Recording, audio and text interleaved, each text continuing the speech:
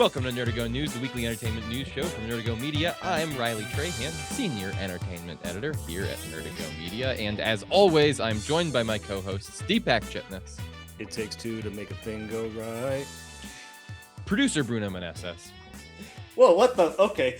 And at the bottom of the totem pole where he belongs, Jackson Trahan. I have mutated shiny eyes. I was gonna say, yeah, you're my little reject kitten that I have to dump in the box to round out the party. There's the label. You should have led with that.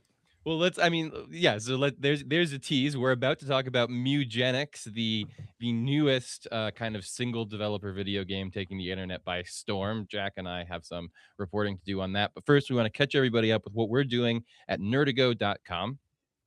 First of all, Deepak and I headed deep into the heart of Texas very soon to check out the South by Southwest Film Festival, where we will be attending the premiere of some exciting new movies and TV shows. We're going to see Ready or Not 2, Here I Come. You Can't Hide. The best named film of the year by far. Mm-hmm. We're going to see the new Boots Riley film, I Love Boosters. We're excited for that one. There's plenty of more that we're looking forward to. I couldn't possibly remember all of them off the top of my head. I was trying to make a list today. I think there's like 20 plus movies we're going to try and see over the course of a week. So there's a bunch. It's going to be an endurance event for sure. And we're going to be talking about all of it on our social media. That's at Nerdigo Media on TikTok, on Instagram, on Blue Sky, on Twitter. And then of course, we're on YouTube at youtube.com/@Nerdigo Media. Or you can find all of our stuff just at our website, nerdigo.com. You type in your email address there. Everything we do emailed straight to your inbox. You never have to worry about those other apps. But no matter which one you prefer, we're there for you. Check us out. We'll have all that South by Southwest coverage. We also have Deepak and I talking about Miami Vice. Mm-hmm. We're really coming into our stride there. We're having a lot of fun. We're wrapping up the first season soon. This is a really great time to jump on. You can get caught up on the first season right now. And season 2 coming in March. That's behind the paywall for anybody who wants to help support us do our independent entertainment media thing over here. So all that's over there, plus so much more. We got comic book talk, we got video game talk, blah, blah, blah. We got to get to the news is what we got to do. And before we move on too far, if you guys are going to be at South by Southwest, please feel free to reach out to Riley and I at, podcast@nerdigo.com. Perfect. Yep. Yeah, let us know. We would love to hear from you if you're going to be there. Let's connect. Let's make a plan to chat. Let's talk about what you would love, what you're looking forward to at the festival. What you're gonna be looking forward to doing. Right. We'll tell you what our stuff is. Deepak, I was looking at. Apparently, there's a thing called the Paramount Plus Lounge, which is like obviously a corporate activation. I think we're gonna have to review that for the show. I want to go, and I have actually been to the Paramount lot and watched a movie in their screening room when I saw the test screening of Bumblebee in January of 2018. So I'll see if I can use some of that pull that I have from your corporate sway for sure. Yeah. While we're in You this guys don't remember recreation of the Enterprise deck or whatever it ends up being. Exactly. All right. Before we get to the news, we got a couple things we wanted to get to. And the first thing we were going to do is we were going to do a little bit of quick video game chat. And that's going to start with Jack, you and I checking in on Mugenics. Can you lay the groundwork for anybody who maybe missed last week when this was your pop culture recommendation, I think? Jack, you're muted. Can't hear Jack. Sorry, thank you. Sorry. Mugenics is a new tactical role-playing game that was released by Edmund Macmillan about a week ago at the time of recording. It is a roguelike game, so your progress sort of resets, or more or less resets on every run. And it's about breeding up an army of cats to go take on a series of dungeons and combat challenges. And It's this is a, based it's on a a fun true story, time. Yeah, based on a true story. Edmund has really talked up how many abilities and secrets. I think he said there's over 1,000 different mutations and curses and diseases and other afflictions that your cats can develop and pass on to their progeny. Yeah, and you have to manage who's breeding with who and not get them too inbred, and there's all sorts of strange mechanics. So I just finished Act 1 for anyone who has played the game. Riley, I know you're a little bit earlier. You're still on, I think, the first area, the alley. I fighting unlocked off the all of the sewer. rats. Yeah, so you cleared the alley, so now I you can cleared get the to the alley, floor. which did take me a minute. I ran into a problem which was absolutely user error. But sort of the boss of the alley areas has these bombs that he'll throw, Sure and does. the game, as Jack described, kind of is played out on a grid where your cats move, across the grid to different Mhm. spaces where they can attack from or whatever. And this guy will throw his bombs, and his bombs will explode. Yeah. You all know the type. His bombs Dude's playing explode Bomberman. his bombs explode everybody in an X from where the bomb is, right? So all the Mhm. horizontal spaces and all the vertical spaces from bomb location get exploded when the bomb explodes. So I knew for Bomberman, I went, oh, I've got to attack that bomb. But the first time I attacked a bomb, I guess I did it with fire, which is the one thing you can't Oh, I do wouldn't do that. because it blows the bomb up. It seems ill-advised. So then there were many, many rounds of me trying to take the rat on, thinking I just had to take my bomb lumps. Oh, And no. Yeah, well, that would be probably I had sort of, the opposite experience. When I first played through that area, it was raining, so oh, every time the rat threw the bombs, the it fuse would just go out. fizzled. Yeah, so his only way of damaging was to throw the bombs at me physically, which was a lot less effective, and so it was pretty easy.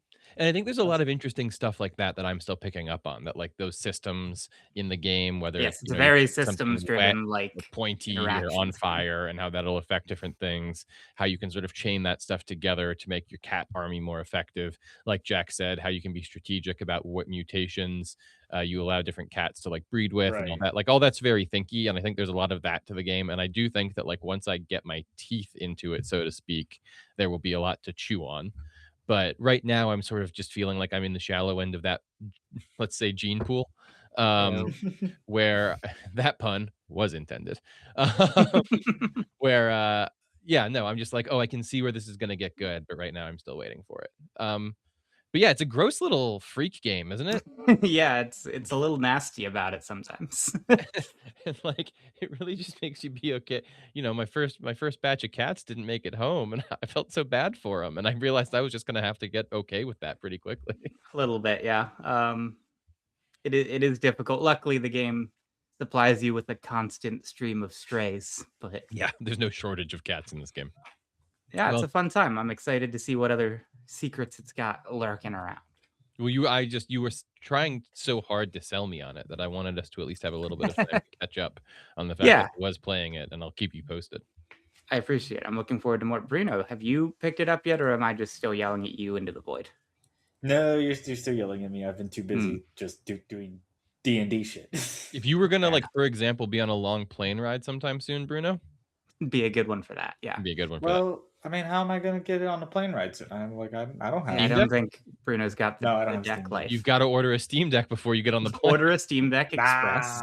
I'm happy with my Switch 2. Thanks very much. And I'm like, I'm Yeah, playing Red Dead Redemption, like the first Red Dead Redemption on the Steam 2 right now. Like on Ooh. the Switch 2 right now, I mean. God damn it, Jack. And What's John I'm having Marston fun. getting up to, Bruno? I mean, I just started, so I'm still like back at the beginning. So what I am doing right now is I'm in Armadillo, and I'm just running around completing all of like the local treasure maps, completing all of the local bounties, just so that when I get to the actual Helping story, I'm Bonnie. pretty much just plowing through it and just sitting back and actually enjoying the story. So that's how I play those games, at least. No, I think that that's a great approach. I love anytime anybody is diving into the Red Dead Redemption oeuvre. I always wanna hear what's going on with It's John or Arthur or whoever it is they're playing as. continues to be one of my favorite games, like period. I still think like its DLC is the best zombie game that there is out there. Undead Nightmare, which is something that I plan to play like chronologically within the main game storyline as I get there. So yeah. No, it's good stuff. It's very good stuff. All right, let's get to the news. And to begin with, Deepak, uh, Mhm. once again, we're remembering a legend this week as Robert Yes. Duvall passed away. And then we wanted to take a little bit of time on the show just to recognize him, his work, and how it, butts up against our interests, and how he had such tremendous influence on so many actors who we, love and appreciate. So Deepak, I'll throw to you as kind of our resident movie guy to get us started there. Yeah, Robert Duvall had a hell of a career. He passed away. I don't know the exact age, but it was definitely over 90. I think the last thing he had done that I remember seeing him in was he had a small part in the movie Widows. Steve McQueen directed, starring Viola Davis and Liam Neeson and all sorts of people. Before that, Most recently, as far as awards go, he was nominated for Best Supporting Actor for The Judge in 2014, which was the first movie that Robert Downey Jr. produced, and is actually kind of a sweet little movie as far as like a 90s-ish John Grisham kind of thing goes. But obviously, he's most well known for playing Tom Hagen in the first two Godfather movies. He won an Oscar in 1983 for Tender Mercies, which is sort of the prototype for what Crazy Heart ended up being for Jeff Bridges about 25 years later. He was, of course, also in a number of other things. I'm trying to think of off the top of my head here. Well, if you're gonna call out Jeff Bridges, he was Lucky Ned Pepper in the original True Grit. That's right. Yes, he yeah, was. Which, of course, Yes. gets remade by the Coens and Right. Mr. Lebowski. Oh, and you know who later, else he but was? He was Boo Radley in To Kill a Mockingbird. yes, Yep. and To Kill a Mockingbird, obviously. Yeah. Yeah, I He mean, was that's also the thing. that recent Pale Blue Eye, wasn't it, or something like that? Did he have a role in that? I don't remember. Yeah, I think he was in that. I'm trying to Oh, double okay. check So now, that but like might have I'm been having his trouble last. finding his filmography. That might have been his last credit. The other big one he did, of course, was Lonesome Dove with Tommy Lee Jones. Yeah. On TV in the, I think it was 80s, maybe the 90s. Yeah, he passed. He was 95, and he, it was one of those crazy careers where he's like in these like foundational films that are like how we think about cinema, right? Like he's in Oh, yeah. Bullet. Like Oh, it's that's right. insane. Yeah, he is. Holy Like shit. he was in Bullet, and he was also still alive. So Mhm. making movies, as Bruno points out, like not just like hanging out or whatever, but like working, right? Right. Like doing more films, not like being too good for it or being too prestigious to be like above it all. He was He like was making in. movies. Oh, of course, he was in Days of Thunder with Tom Cruise, which is one of my favorite movies. And he, of course, rejoined with Tom Cruise a lot later for Jack Reacher, the first one. He's the guy who owns the sniper range towards the end of the movie, and then he helps him in the climax. Yeah, he did a lot of stuff. He's worked with a lot of huge directors. He leaves behind an enormous, enormous legacy. And one of my favorite things about him was the reason that he is not in The Godfather Part 3 is because he wanted to be paid as much as Al Pacino was getting paid for that movie. And Yeah. when they wouldn't meet his quote, he said, "I'm just not going to do it." So they had to create a whole new character, which was played by George Hamilton. But he probably amazing. dodged a bullet with that one. Hell yeah. I love a guy holding his ground. Yeah. I respect it. All right, let's hop into the news of the week. Who wants to get us started? I can go first. Yeah. So you guys might have to keep me honest here because I'm a little bit. ByteDance is the name of the software or the name of the company? Oh yes. It's the Yeah, same I company think, behind TikTok, I believe. I believe that's ByteDance. yeah, I believe like- ByteDance is the company. ByteDance Right. is a company, yes. So Yeah. their AI tool, which Riley will look up for me in a second here. Yep. Seedance? Seedance. ByteDance make, well, I understand your confusion. Yeah. ByteDance is the company. They were served with cease and desist letters from a number of Hollywood studios this week because they released the latest version of their Seedance software, which is the generative AI video tool, which can do, as it turns out, pretty much anything, including having clips with Tom Cruise in movies he never made. And Tom Cruise is, of course, notoriously finicky about his likeness being used on anything, including Funko Pops. There's also clips of like what the Snyder cut could have looked like if there was Superman versus Darkseid. I remember showing you guys that in the chat. And of course, it's up. A lot of people are up in arms about this. This is at the same time that a lot of people in the industry are moving towards actually making fully AI movies. We've talked in the past about how Lionsgate is trying to make it so that they can create through their library of what they own. They're trying to train models so that someone or whether it's them or maybe even a user could go, I want a anime version of John Wick featuring cats from Eugenics, and it could create that. Disney, of Jesus. course, has already signed a deal with was it OpenAI, I believe, to create small 30 to 60-second clips featuring their characters. Of course, the ByteDance software uses a lot of Disney characters, which was part of the cease and desist letter that was sent to them to make them Right. stop doing that. And ByteDance did respond saying that they were going to tighten up their controls on that because of the blowback there. What I wanted to get into with you guys a little bit here is we've talked a lot about the negativity or the negative aspects of AI. Of course, there are multiple of them. And for me, the big one, of course, and I think for you guys, is the stealing of existing creative content to train models without due compensation for the original creators of that content. Mhm. Let alone the lack of artistic integrity that's being, when everything is created with AI. I was reading or hearing something this week that got me thinking in a different way about it. And we've talked a lot about over the past 20, 25 years how the introduction of camera phones, webcams, video editing software on a consumer level has democratized filmmaking and gotten it to be where we have found talent through YouTube, through Vine, through TikTok, Instagram, whatever. And I wonder if the creation of AI tools that allow people to, at least in some crude way, mock up what they would potentially do with a concept for a movie, not even just to create a whole movie, but to say, hey, I want to pitch this to a studio and I'm going to use AI to show them what my finished vision could potentially look like. I wonder if there is a way to potentially use AI in a good way here. Sure. It's certainly a selling point people have touted before, that this should be a tool that people use to make these things and not like the end product in and of themselves. Mhm. Um, I do think a part of the problem with that idea is that these models are ultimately not democratized, really. Like, you are paying, like, they are owned by enormous companies and you are Right. paying for access to them. But they could ultimately take that access away or limit it or keep only the best models for themselves or whatever else they wanted to do. No one has the resources, like physically or the electricity, to train up these models in this way other than the absolute largest tech companies. Or the RAM, of course, which we've run into that Yes, problem. or which is on yeah, or consumer the level. computer parts, like the physical stuff. Is there anything in the fine print that says that if I use ByteDance to create a sort of a moving vision board of what my version of Aquaman might be, that ByteDance would then own the video that I make? I don't know if I can speak to ByteDance specifically. A lot of, because they are a Chinese company, so I Right, or just any- don't or know anything, even like enough about OpenAI their or- particular situation. But Right. I will say that OpenAI has been pretty adamant since from the start that the stuff that you make using their tools is legally yours. Okay. Yeah. Whether or not that shakes out in courts as time goes on will be interesting, but that is certainly their position on it. Is Well, that a way for ByteDance them being to a Chinese deflect? company, surely it would be ours, right? Yeah, one would expect. Well, is that a way for them to deflect responsibility? I wonder, for like, oh, well, Yeah, I do you wonder made if some that's horrendous perhaps shit. a part That's of on it. you. Yeah. Right. Yeah, the videos that I think people would have probably seen the last couple days or weeks, right? Of like Tom Cruise and Brad Pitt fighting, or Thanos and Darth Vader fighting, or Vader and Deadpool, I think was another one that was going around. You know, Oh, they're boy. I'm these starting to think the people who use these tools have like a specific thing they want out of media. Didn't Disney buy Fox to make this happen? Like, why do we need AI?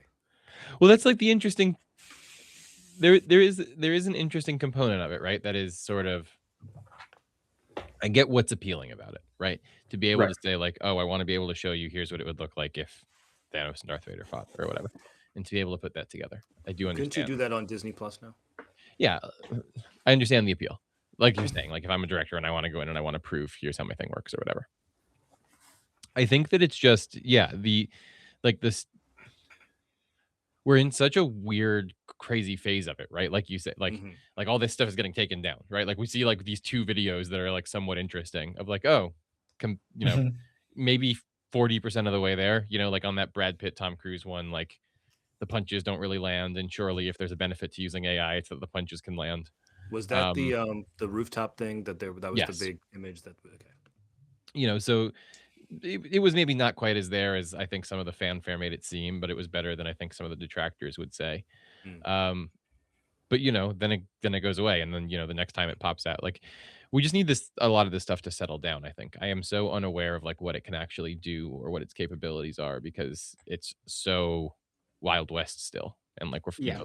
the regulations are getting worked out, and the companies who actually do it are like emerging still, and like who knows, like what Sam Altman's like losing $4 trillion a day or whatever, but it's all being like back paid by IOUs from Microsoft who like swear for it. Like none of the We'll figure this out, I'm sure, but it just seems like we're in a Yeah, crazy place. I agree, but like how this whole thing's gonna stabilize feels like Yeah, so up in the air. yeah, right. There's a tweet somewhere that I don't have in front of me, but it's saying that we're effectively using RAM that doesn't exist for AI functionality that no one wants to realize profits that can't ever be made because they're mathematically impossible. And Yeah. yeah. That sounds about right. Mhm. Although I do love, what was the game? I think I sent this to our uh, group chat, but I had seen that there was some big game coming up this year that they had announced the file sizes for, and I think they were surprisingly small because RAM shortages were requiring that they actually like optimize. Oh no, Yeah. you sent that somebody backpedaled their tech specs that Their they RAM didn't need requirements. Yeah, as much RAM. Yes. Yeah. So you Which know, I mean, we'll that was see good if to that was hear. real or if they were just doing that so people stop yelling at them. yeah, so everybody could calm down. Absolutely possible, but we'll find out. Yeah, I don't know. I definitely think there is a place. I will say this. I think there is a place for a lot of these tools in creative fields. I don't Right. think that place is developing the final product. Mhm. I mean, yeah, like I mean, Deepak's idea earlier of a director just like trying to show his vision board or like just his like initial pitch for like a project, that is like what like pretty much like the most that you should be using AI for. Like there should, but like the question is like, are Okay, there going to be safeguards for that, and like how well are they going to be enforced? but 'Cause that's the problem. I'll take it one way. I'll take it one further. The four of us decide we want to make a movie, but we only have like $2,500 to do it with, right? Mhm. Would it be not great for us to use AI to make a short film to put out there in the world to show what we can do? I'm not even saying put it in a film competition. I'm not even saying charge people to watch it, but like As we like a want to sizzle put, reel or whatever. yeah, not I even think that's like the thing that we'll make like a 12-minute AI generated video of like something that Riley wrote, because I know you've written a bunch of stuff. Sure. Yeah, I think that that's where you start to run into challenges. Right? Like who is it that's doing the whole AI like crossing Roger the Delaware Avery thing? came out today. Aronofsky? Yeah, Aronofsky did that one, and then there's also what's her name from Poker Faces. She has a whole thing. Natasha Leone. Yeah. Yeah, The Aronofsky thing that we've seen clips from, that doesn't look good. And I think that No, that's the biggest, like, again, this is sort of a barrier to entry is like, I'm not compelled by it. Maybe that, I'm not saying that means it's impossible for it to produce compelling video, but like when I see the clips from that Aronofsky thing, I'm not like so moved. I do sort of feel like if Mhm. you had a bunch of people in a boat going across that river, it would have looked better, you know? I think that's a part of it. I would also say that we started this whole discussion by like shelving the moral and ethical parts of this debate. And Yes, right. until they actually get shelved, I would maybe bring them up again. Yes. Yeah. But as a part of that, I think I have long had the stance that I think the industry as a whole is like taking the whole wrong approach around this technology, and that a lot of the problems that I have with it could be solved if we like chill out a bit. Yeah. Like, I think, Stop trying so hard to make Jurassic Park. well, what I mean is like people are obsessed with making like a single big model that will be a general intelligence that can do anything. And in doing so, they require enormous amounts of data, so large that they have to plunder the internet like it's the Wild West. And then Mhm. they need like to use all of the electricity and water in the world. Mm-hmm. And then the results are like mediocre because the AI is being driven in literally every direction of human knowledge. I think if we made a smaller model that like specifically was designed to make movie trailers, for example, it might be able to more effectively do that with less data and less power. Yeah. 'Cause it's a smaller domain of study, but then obviously there is like a smaller user base because you can't get rid of the entire labor force of the world economy if you make just a movie trailer making robot. Right. Well, and that's the problem, you know, and I think Which it's is the why same nobody reason like that cares to do that. it's the But same that's why I reason. keep talking about we need to make like actual real tools that use this technology to do stuff and not just try to use it to cheat the world. Yeah. Yeah. The same Deepak points out that it would be great to be able to just be able to have it to use as sort of a proof of concept. But the horror stories that we hear from people in Hollywood, you know, are more often that it ends up that it makes the final product more often than not, even at this stage, right? When like the final product is suboptimal. So yeah, I think there's just like part of the human condition that just wants to drive this to be as sort of like You're right. universally applicable as possible. But you know, Trust me, I'll keep an eye on it. Don't worry. That's why I brought it to you, man. Jack, we had some video game trailers made by real humans that were looking pretty good. Well, supposedly. Yeah. So we had Sony's State of Play, or their latest State of Play. What's the term? Presentation, I suppose. I feel like every company does this now ever since Nintendo moved to the Directs and E3 closed, and now everybody has to do their own special mini event that only their fans care about. But Pretty much. it was Sony's turn. And we actually got, I think, a pretty good slate of announcements. There have been a slightly diverging opinions about all of these. I'm interested in you guys' thoughts, if you have thoughts on any of these. I guess maybe I'll get out of the way right away since Deepak is looking like he's already like making tea off in the background or something. No. It's just I'm refilling. I'm gearing up here, buddy. No, that's fine. I'm putting fuel in my before pod you racer. do, I wanted to mention one of the more exciting trailers was for Star Wars. I'm wearing my Star Wars shirt in honor. Star Wars Galactic Racer, a pod racing game that, to the shock of maybe everyone, showed proudly Ben Quadraneros as one of the playable characters, which I think maybe encapsulates the tone that this game is going for. Well, should we do it real quick? I mean, there's not a lot. I want to take my time with Ben. What do you mean? Just all of them? Obviously, Phantom Menace. Sexually. Mhm. Yeah. Which where we first meet him. Mhm. He's one of the Yeah, pod. and that's where he subsequently immediately dies. Well, he can't get off the starting line. He can't get started. Yeah. Well, I thought he things go explodes in right He away. doesn't different get directions. sucked in. No. That's one of those little droids that has the boppy noses. It's been a while since I watched Phantom Menace, to be fair. So Ben Quadranero's first appearance, Star Wars Episode 1, The Phantom Menace. He's in 2 episodes of the Clone Wars, Oh, yeah, he is. Rise of Clovis, and I mean he's in the episode of Clone Wars titled The Bad Batch. Just saying. Ben Is he Quadranero. in the Bad Batch? He is a member of the Bad Batch. Could you imagine? Yeah, but just Is he? 5 stormtroopers and Ben Five- Quadranero. The only 5 stormtroopers that tried to like resist Order 66 and this bug ass little freak. Deepak is thinking really hard on this. He's not. Oh my Deepak. It's Yeah, a joke. He's on the poster of Star Wars Rebels: The Holocrons of Fate, but he's not in it. That And one- then He's not in it? It's even crazier. I didn't They realize he teased was us such with a Ben. draw that he's someone they're faking out people. We Yeah, promised people Ben were like, "Oh, I can't wait Quadraneros for is in that it. Then people watch it and go, Quadraneros "What the fuck?" yeah, no, I'm not hip to the Rebels stuff, so absolutely get at us in the comments or whatever. People But I freeze? can't imagine that Ben Quadranero's talk isn't making it to Nope. TikTok. But according to the Star Wars fandom wiki, he is on the poster, but not. And when I go to the episode, I can't control F him Not anyway. credited. Here's what we're really here for: Hilarious. the non-canon appearances. He's in the Star Wars Droid Tales. He is in 2 of those: the Exit from Endor and the Gambit on Geonosis. He is in Star Wars: The Freemaker Adventures Race on Tatooine, and he is in Lego Star Naturally. Wars All Stars: The Prisoner of Tatooine, and Lego Star Wars All Stars From the I want to Trenches see Lego to Wrenches. Quadraneros. He's mentioned only in both of those. Ah, So we fuck. really haven't had. This is my point: is we haven't had much Ben. He's an icon. I was about to say he's been in a lot more than I thought he was. I mean, that's maybe an impressive amount for Ben, but it's not like he's had his. I don't know if you could play as Ben Quadraneros in a video game before. What I about think he you wasn't, could he only wasn't in race pod as racing? him in other pod racing simulators. Well, listen, let's not get our hopes too high. We know what his niche is. No, yeah. If not him, then his species. Well, should yeah, be there's also available in other next parts week. of this video game that people might be excited about. Sure. Deepak, you definitely seemed pretty excited about it. Yeah, anything that takes me back to the prequels, I'm good with. Fair enough. Does seem like a bit of nostalgia bait in that way, but if it's a good racing game, then who can complain? I guess that's the trick, though. You kind of need to I play a can't- racing game to Well, know here- if it's going to be here- any good.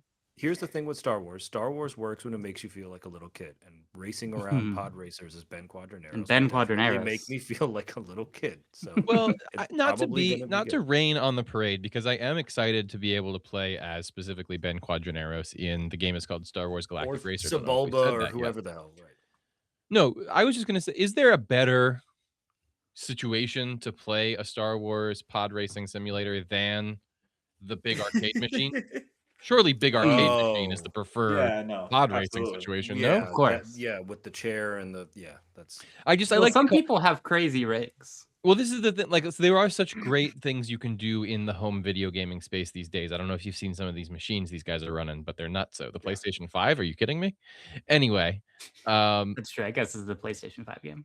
I like this to would be call I out might get a PS5 for this. I like to call out when I think the arcade is still putting in work. And in the case of The racing pod genre is racing, one of the ones where home will not put you into a giant plastic version of a pod racer. well, you know, they're opening up these F1 arcades where you can like Mm. go and hit all the buttons like you're driving an F1 car. Give me Yeah. that for pod racing. Now this is pod racing. That's what I'll say when you do Now that. this is pod racing. Okay. There were are other other video Ask there were games. other for games my existing too, Jack. birthday, But ladies. just let me just correct really quick that even though these are all this is from PlayStation State of Play, some of Yeah, these some of are these on are other Xbox consoles games as also. well. That is true. Galactic That is Racer will be on PC, Xbox, everything. Oh, thank So you. you I don't didn't need a PS5 check for that, that. but that's fair. But not the Xbox One, right? It's the Series whatever. Probably Yeah, the it's a Series series. X. Yeah, That's a shame. Boop, ba-doop, ba-doop. you got to get all that ray tracing off of Ben's mucusy skin. All right. We also got exciting for me Sold. the announcement of Metal Gear Solid Master Collection Volume 2. Hell yeah. I am a known Metal Gear fan, and this one is particularly exciting because Metal Gear Solid 4, which is included in this collection, was previously trapped on the PlayStation 3, unable to be played literally anywhere else in any other format. So that's very exciting to just get it off of there and onto modern consoles. It's a good game. It's a weird game a little bit, not as weird as Metal Gear Solid 5. But it also includes the PlayStation portable game Peace Walker, which is quite important to the overall story. I was a little bit hoping they would include Metal Gear Rising, which is, to be fair, not a Metal Gear Solid game, but is the game that produced so many memes in the cultural zeitgeist that I am genuinely surprised they didn't include it. Mhm. But alas, they do include the Game Boy Color Metal Gear Solid game, which I've heard, like everybody says, is one of the best Game Boy Color games ever made. So fair enough. I guess I can't complain. Will it play like it did in the Game Boy, or have they like redone Yeah, it? so most of the Metal Gear, I mean, I can only speak to the Master Collection Volume 1, but they're pretty committed to maintaining the original like Aesthetic. experience as much as possible. Yeah. So for example, in the Volume 1 collection, you have to like start up the ROM for the old game separately. Like you start the game and it puts you into this weird menu where it has all of the games, and then you pick the one you want to play, and it has to like start up an emulation of that game. But the whole thing is quite faithful. So it's not like remastered or anything. They've just like plopped. No, it not in. at all. It will be Oh, like okay. a straight copy of the game as it was produced originally, if it's pretty anything cool, like actually. the original collection. That's interesting. PlayStation, like the folks over at Sony, especially in the PlayStation Originals department, I feel like are doing so much interesting work with the remaster of those games. I've done the Spyro remastered collection now. I've played some of the Tomb Raider remastered collections. I've Yeah. played some of the Crash Bandicoot remastered collections. Jack, you and I played a little bit of the first Metal Gear remastered did. collection, Volume 1. It's such an like fruitful space. I've played the Grand Theft Auto remastered collection now as well. And they handle them all differently, I think is what's really interesting. Like there's not like a Sure. house style where they like dial them all up to such and such a tech spec and roll them out. Like depending on what the game is and what the sort of artistic viewpoint of the game was, they all get sort of a different treatment. And I have found so far that I really like the way that they're all treated. I feel like they're kind of accurate to what I feel like that game should be and how it should feel and play. They never feel too modern. They never feel too upgraded. But at the same time, I never feel like I'm, totally hindered by the fact that we didn't know how video games worked in 1991 or whatever. I think if there is a common format, it is perhaps to program it in a way where the visuals are almost a layer that is being placed on top of the existing game to preserve as much of the gameplay as possible, which has the added benefit that usually lets users toggle the old graphics with like a single button press that can change in game. But that is definitely not the rule. There are exceptions, and Metal Gear is one of the exceptions. I think the Kojima auteur theory of it all, especially with him not being at Konami anymore, has made them really trepidatious about changing any of the ways that these older games have been presented. So I think they're trying to commit to the original vision as much as possible. Good. It's almost like old video games are perfectly awesome. Well, I certainly think preserving them is valuable, but I certainly been think playing the fact through- that you and I are like our very specific time that we were in the nostalgia pocket is the dead center the of the target right now? that the industry Yeah. is targeting right now. So I would enjoy it while you can. That's my recommendation.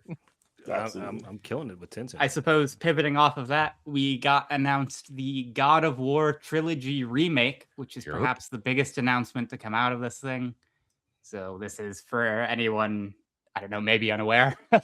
The God of War is a big name in video gaming right now, with God of War and God of War Ragnarok for the PlayStation 4 and 5 respectively. But those And the were in live fact action adaptation on the way too. and a television series that's and right. everything else. But those were, in fact, enormously successful reboots of an existing video game franchise that was mostly about fighting giant monsters and seeing Athena's tits.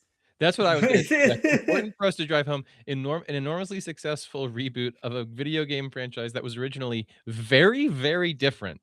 And I'll Yeah. be curious to see how well this like redev of these original games does when they were not very similar to these like slow meditative sequels. That have Right. taken Some the would say world by they're storm. very noticeably different. Yeah, they're a lot Yeah. more. It's like a lot more of a hack and slash like Yeah. trilogy. Yeah, The- yes, it's like the a classic original like one. dungeon crawly sort of, and like the spectacle of it all is just look at how big of a monster we can model on the PlayStation 2 and 3. Yeah. Which, yeah, I don't know, the selling point, like games as an industry have really changed since then. And God of War, the fourth game in the series, if you want to call it that, was so surprising because of how successfully it pivoted Kratos as a character and God of War as a series towards this Right. more emotional, like dramatic form of storytelling. So I do think this remake is interesting. I will be interested. We just talked about all of the philosophy that goes into how you remake these games and what approach they're going to take to it. I'll be very curious, but people do seem very excited. I will say, as somebody who really mainlined God of War and Ragnarok, I have been waiting for this in sort of This inevitable exact remake announcement. to happen. So yeah, Is- Yeah, I'm that gonna- definitely seems like the attitude. Now, For as is- much as people have liked the newer games, maybe there's an attitude to just do a little hack and slash. Yeah. Now, is that a Sony console exclusive? Because I remember God of War being on. Oh, that's a good 360. question. yes. I really thought that they were at The- least originally PlayStation exclusive. Yeah, I think it they was originally a use it as the most Oh, I'm PlayStation thinking of exclusive. Gears of War. Sorry, not God of War. Never mind. Yeah, But okay, I there do you go. wonder if I this think Gears of War was trilogy an is getting Xbox released. exclusive.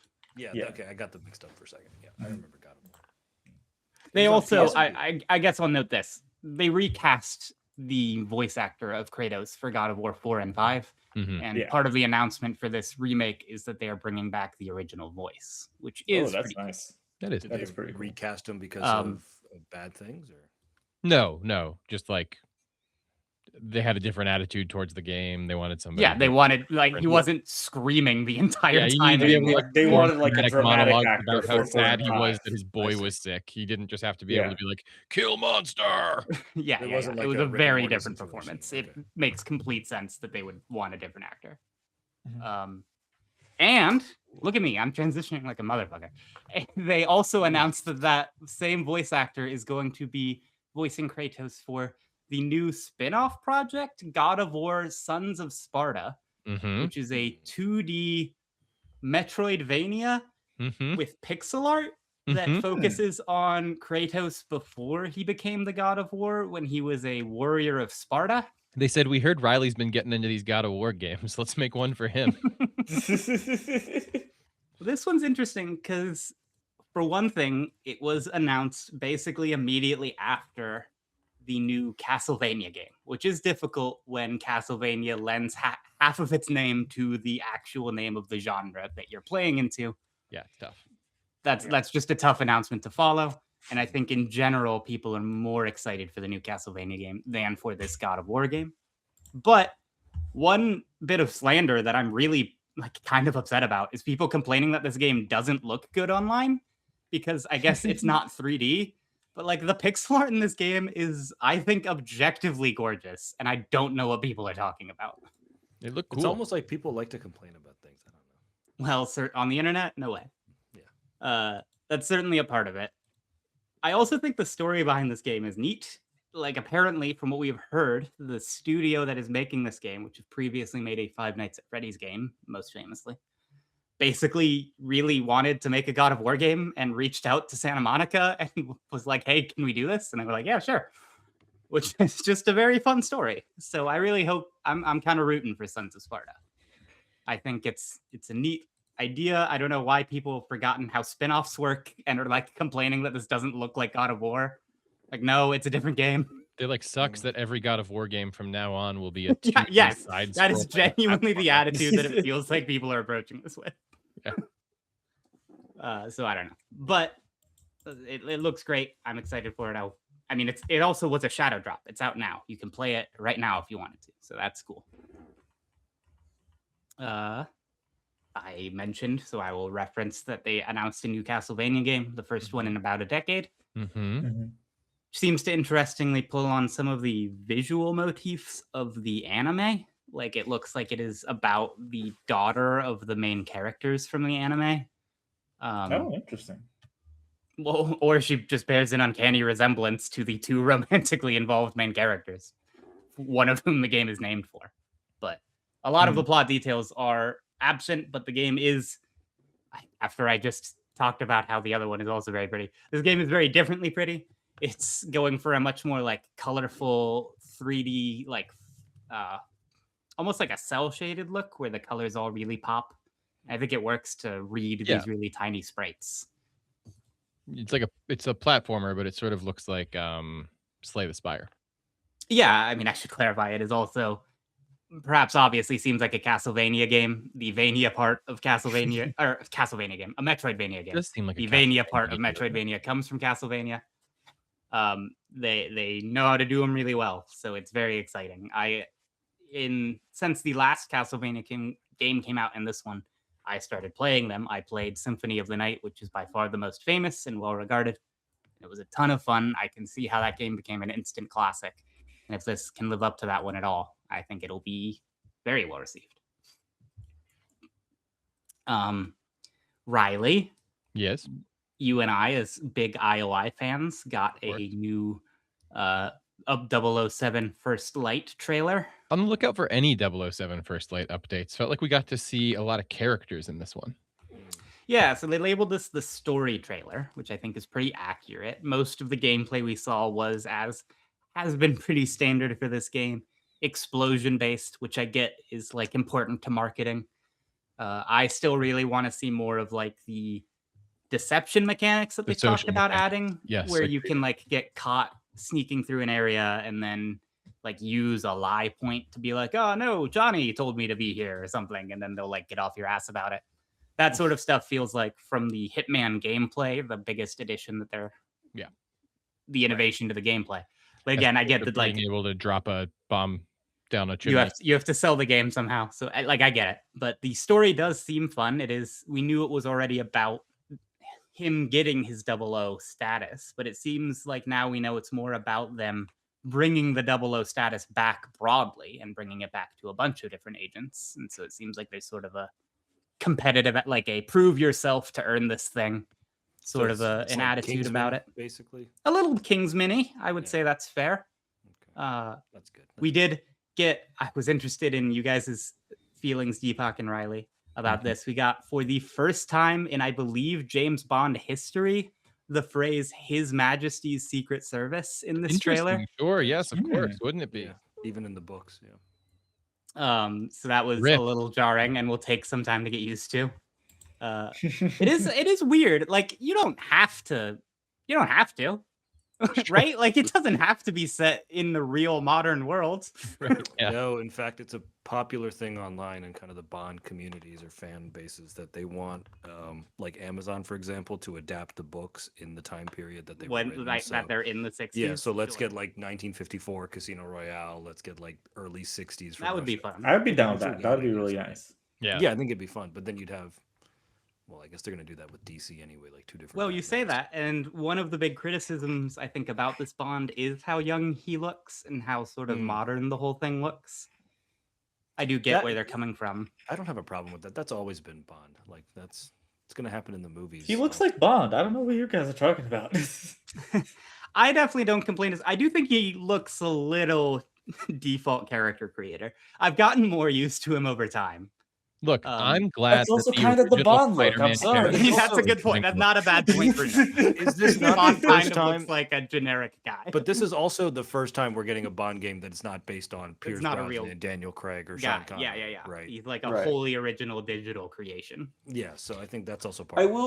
will admit, if I looked at the thumbnail and 007 First Light wasn't there for the first time, I'd probably think it was like Indiana Jones or something. But that also goes to my point that most of these guys just look like generic dudes. Listen, Handsome white men. It's not Jacob Elordi. It's not Glenn Powell. Okay, we're gonna have to deal with that. they fired that original Spider-Man character model, and now he is getting work as James Bond.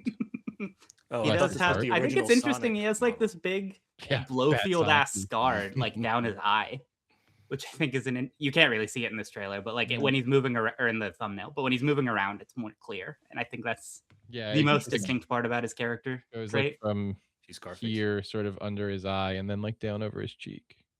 No, interesting. I wonder if But, we will man. learn what happened there.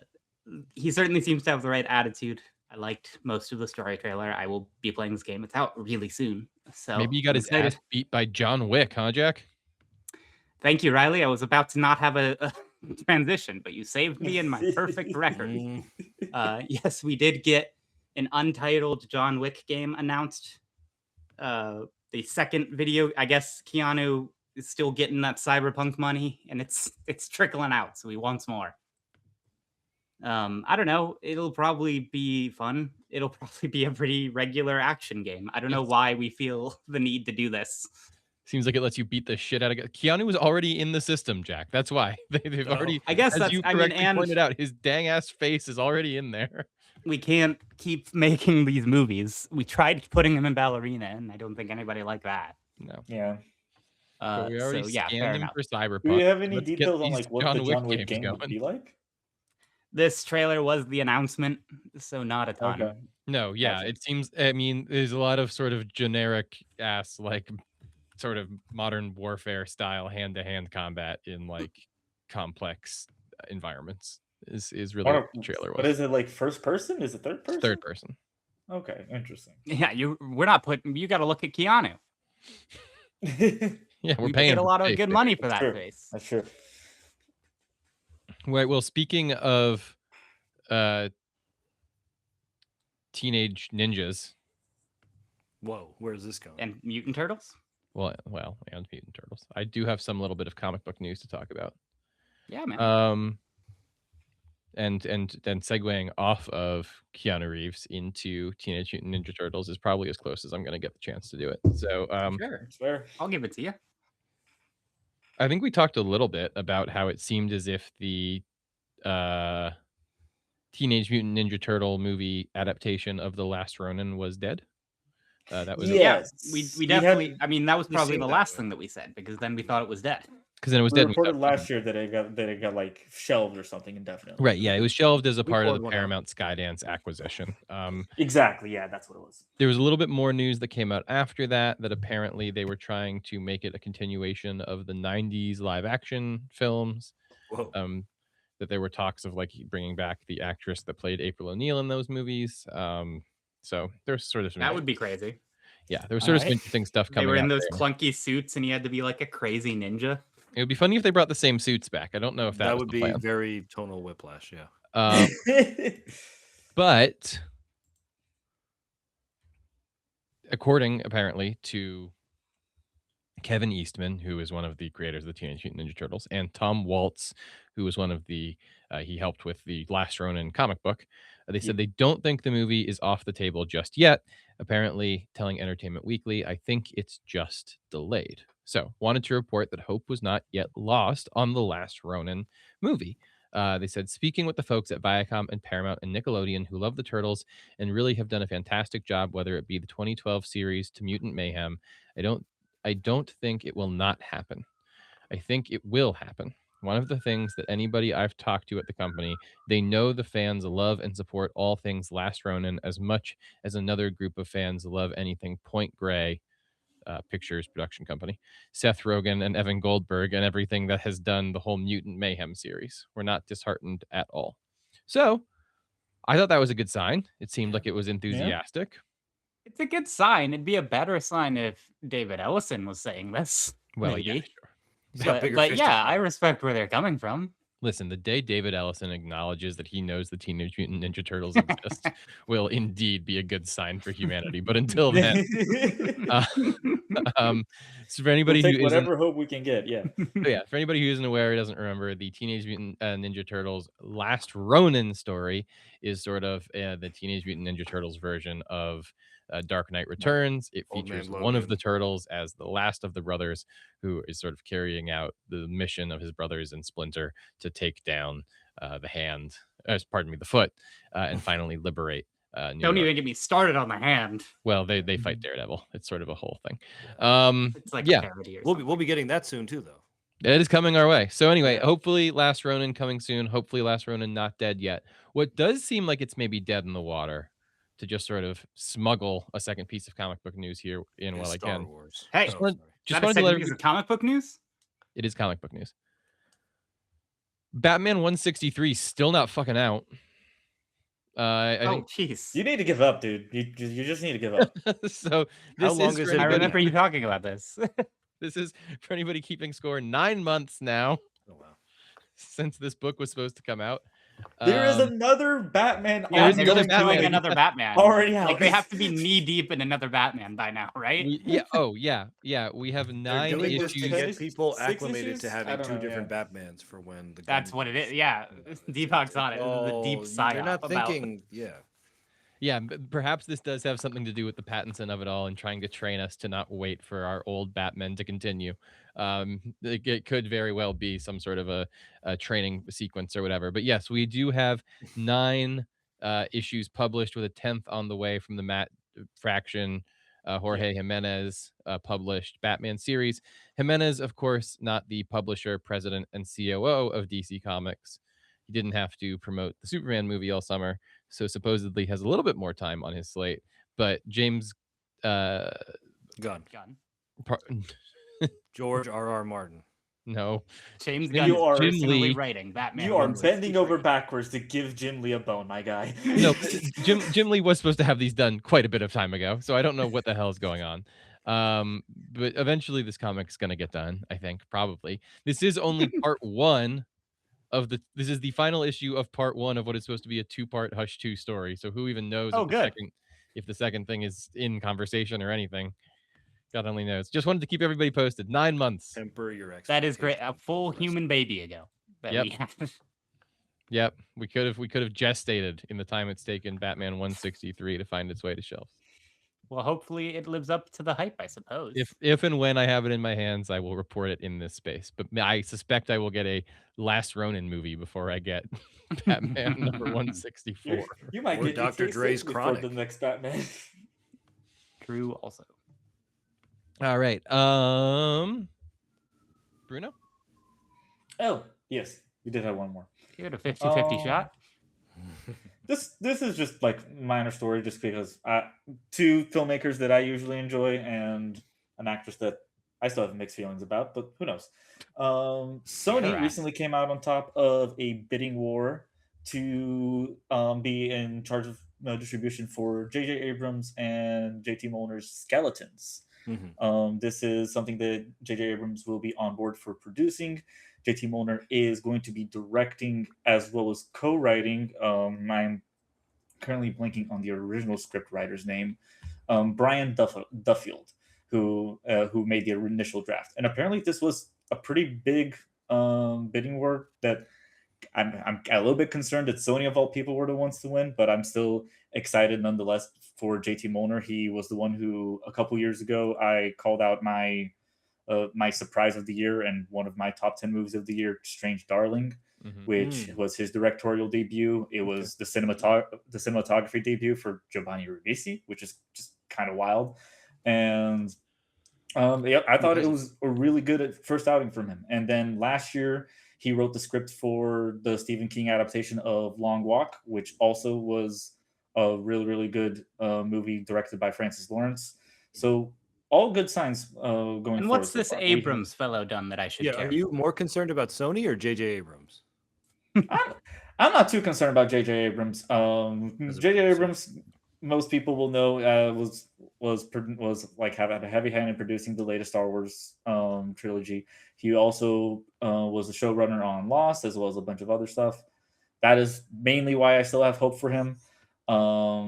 Well, he has his own movie coming out later this year. Yeah, I was gonna say I don't mean to take all that away from you, Bruno, but I wouldn't point to those particular projects as the reasons why I have a lot of confidence in JJ. No, I mean I'm not saying just those, but like I'm just saying as a start, because like he also did Super 8, which is like one of my personal favorite movies. Listen, I defend his Star Treks more than most people who like Star Trek as much. The Star Trek trilogy, his Mission Impossible is good too. Okay, I do need to apologize to J.J. Abrams because he did do such a bad job on Star Wars. I did forget how well of a job he did on Star Trek. Because I did Star Wars by trying out on Star Trek and doing pretty good.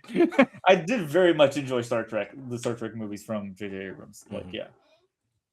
I think that I am more inclined to think that like a bad robot production is going to be good than I'm going to like anything that's like directed by JJ. Like I'm not I think I agree or with that. directed by JJ Abrams these days. Yes, But I like him as a producer more for sure. Yeah, that's also the point. He's not in like the director seat here. So what has he produced since? I mean, leave Rise of Skywalker out of it, I guess. Since then, I don't know that I've seen Bad Robot on anything other than that they have a nominal producer credit on the Mission Impossible movies. I mean, yeah, I don't know that he. The last one of which was not very good.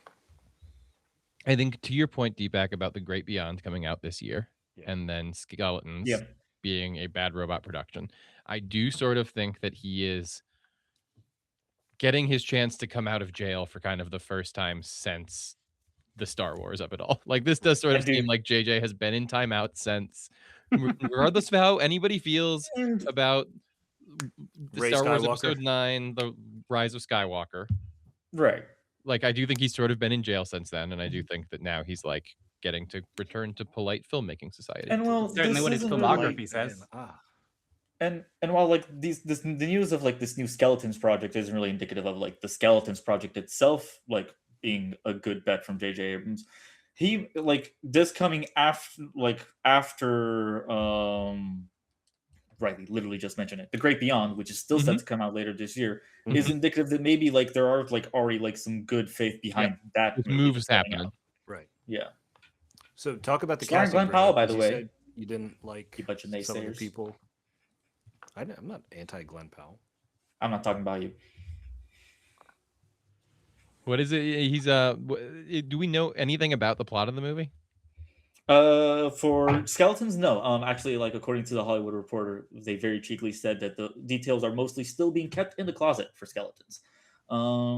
It is understood, Just however, like a skeleton to focus on the relationship between a son and his mother, with the latter being mysteriously placed in a secure cage each night.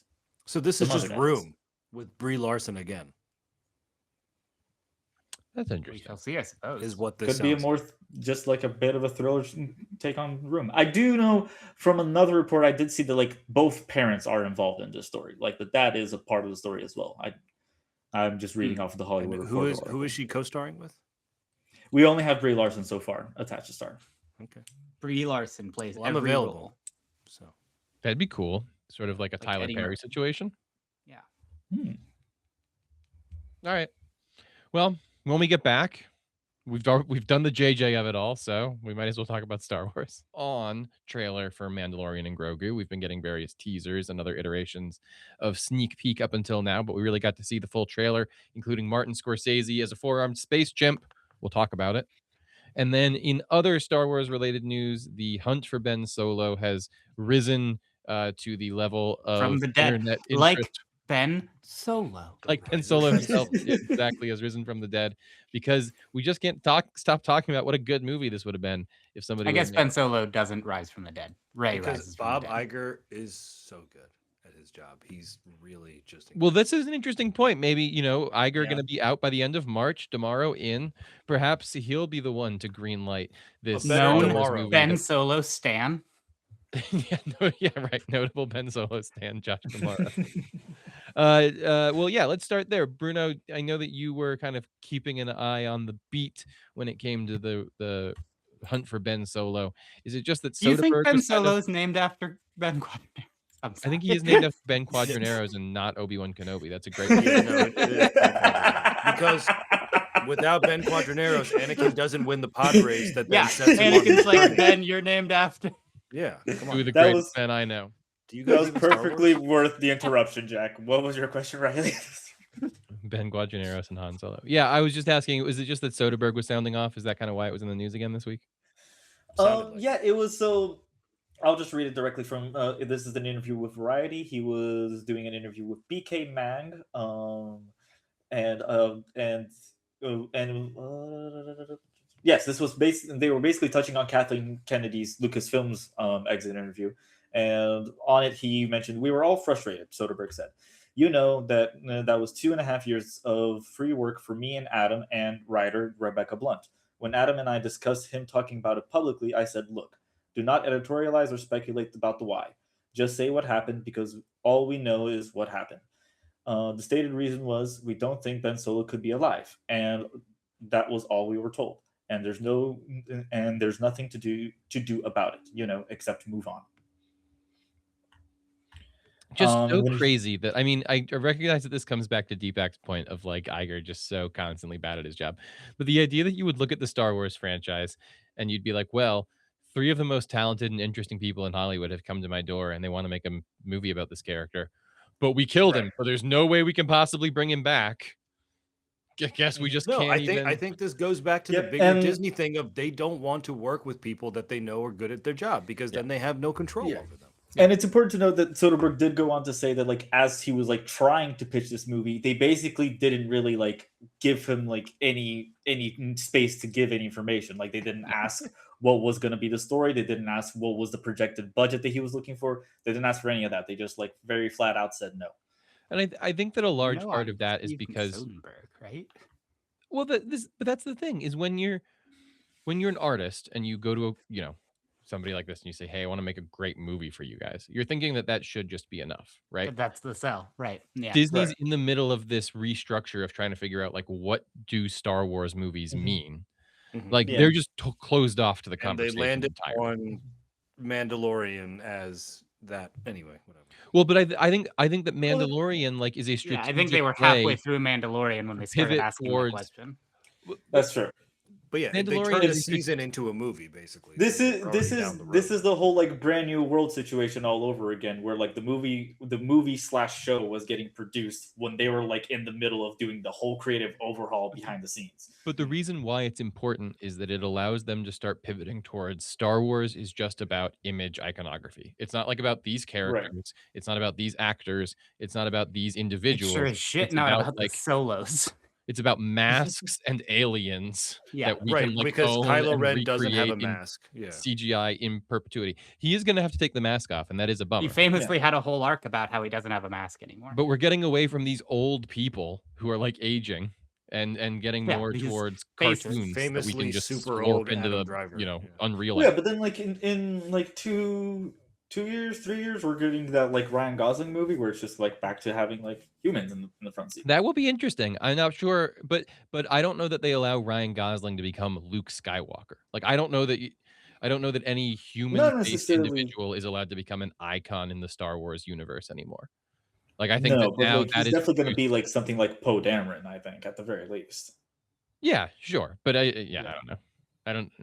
Well, TBD on what It's happens gonna with be Poe Poe Dameron. Dameron's Track cousin those or Daisy something. Ridley movies that we're hearing so much about. Yeah, I mean, it's dumb.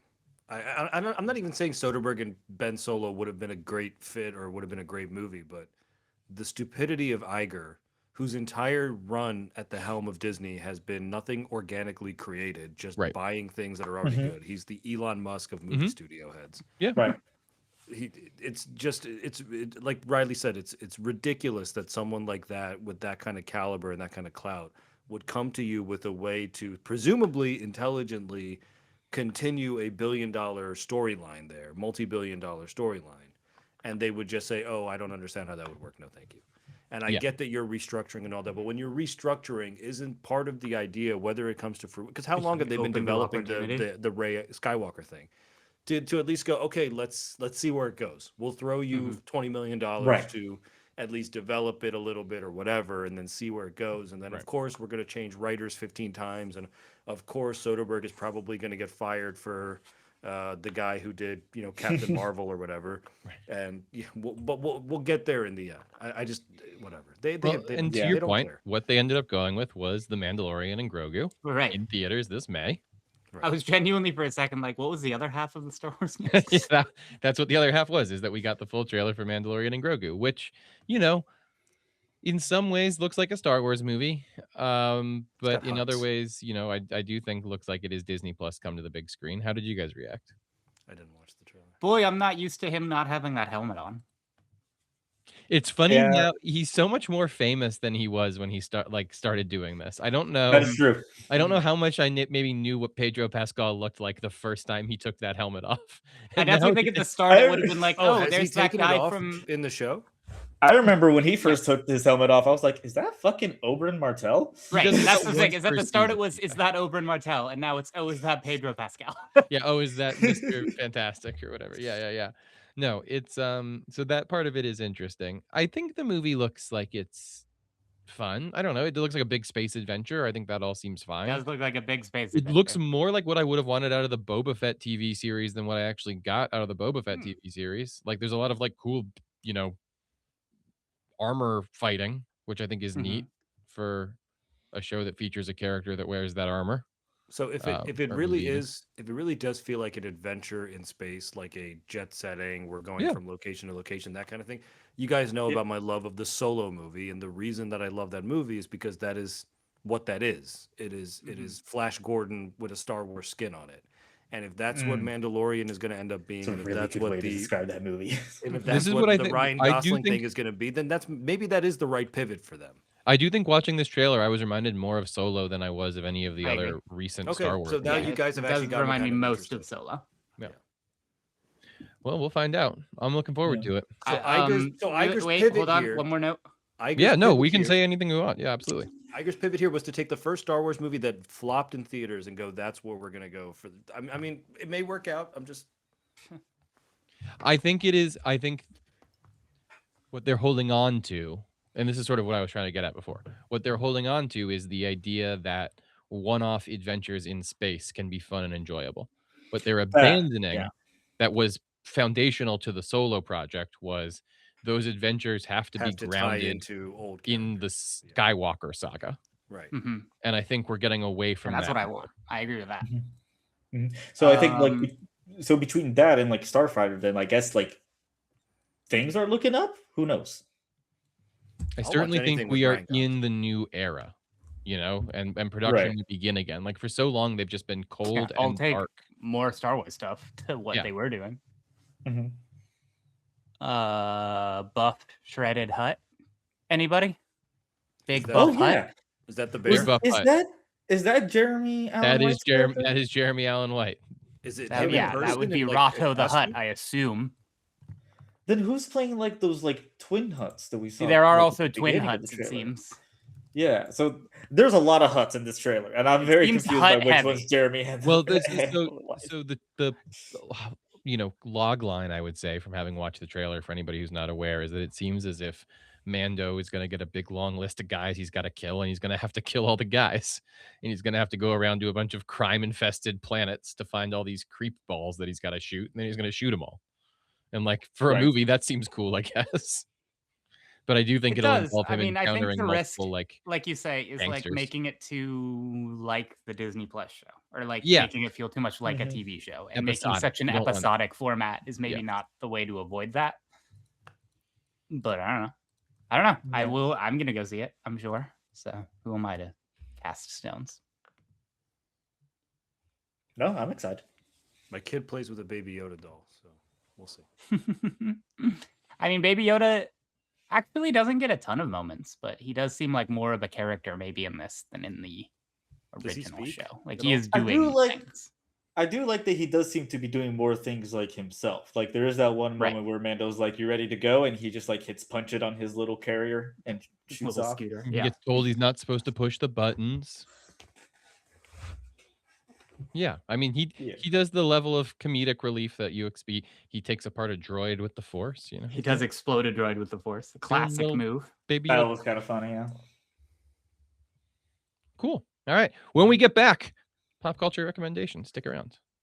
Before we get out of here, we're going to hit you with some pop culture recommendations. But first, quick reminder, if you like what we do, we would love it if you would head over to nerdigo.com and subscribe to everything we do here. You made it all the way to the end of the show, for goodness sakes. If YouTube's more your thing, you can get us at youtube.com/@nerdigomedia, and be sure to follow us on social. We're on Blue Sky, we're on Twitter, we're on Instagram, we're on TikTok. There's almost So certainly many a things. fifth one, but I can't remember it. Probably YouTube. Doesn't matter.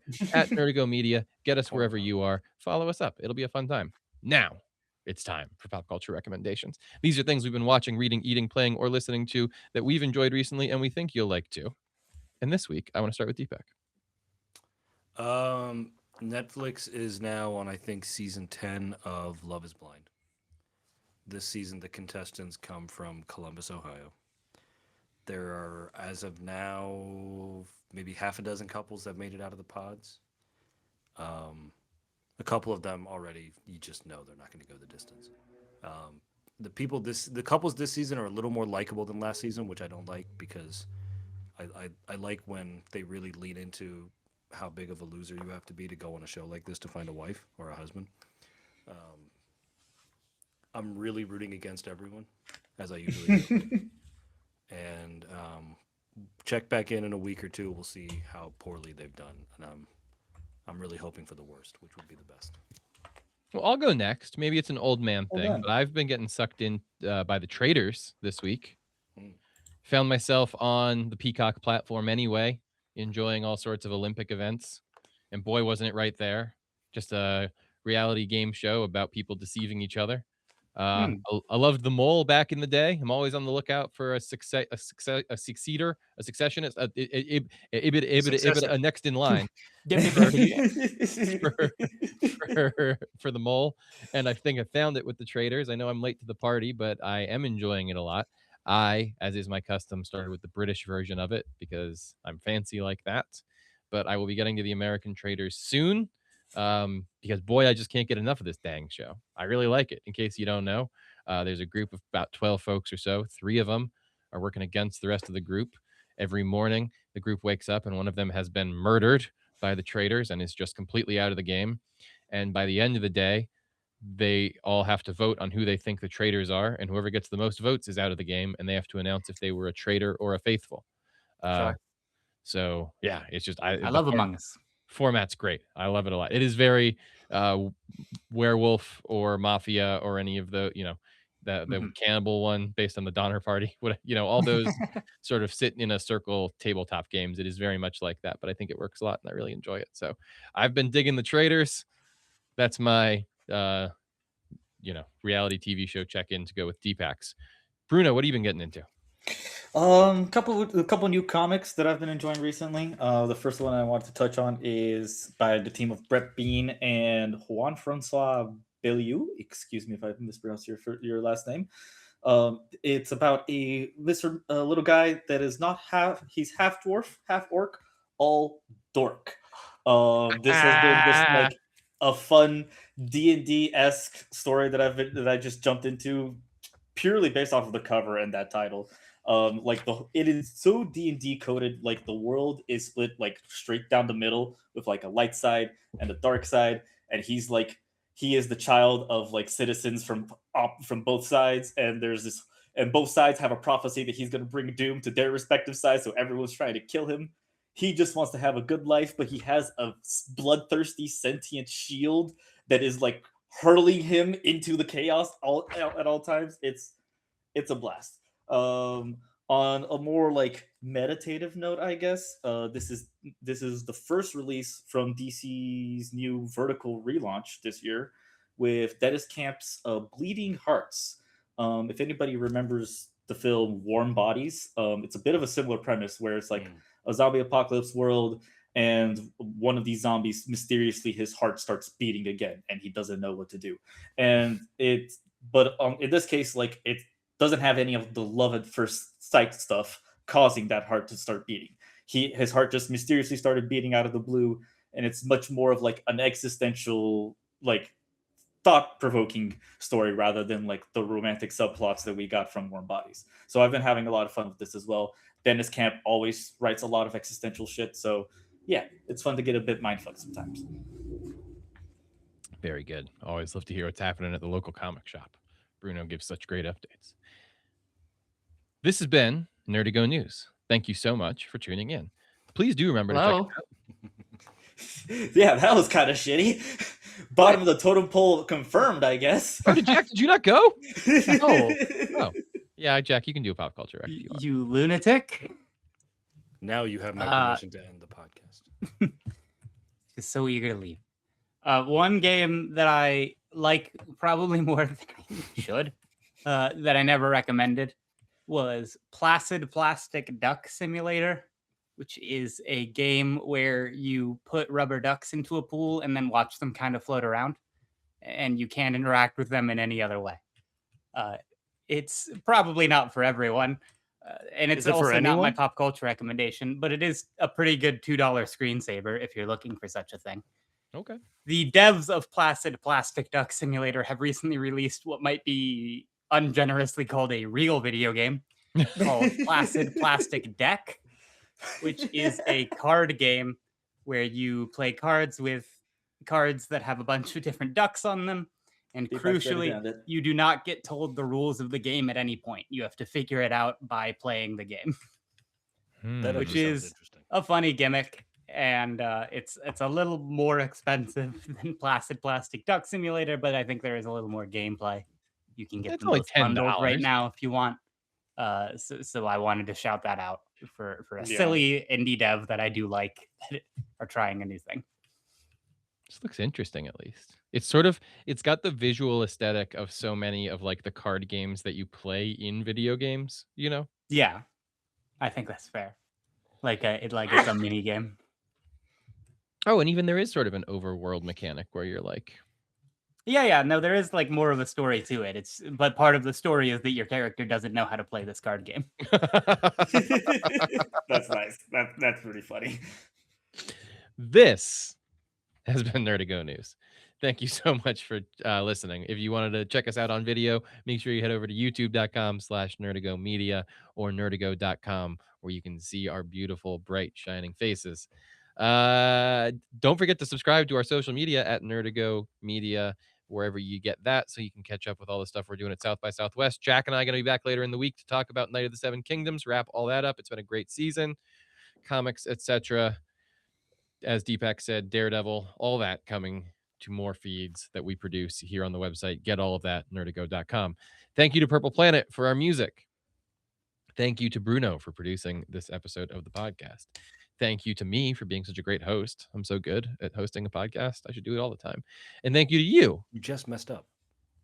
No, I never mess up. I do a great job. Thank you to you, Deepak, for remembering that. And thank you to you, the audience, for being here. Also, thank you to Jack, because I only didn't thank Jack now.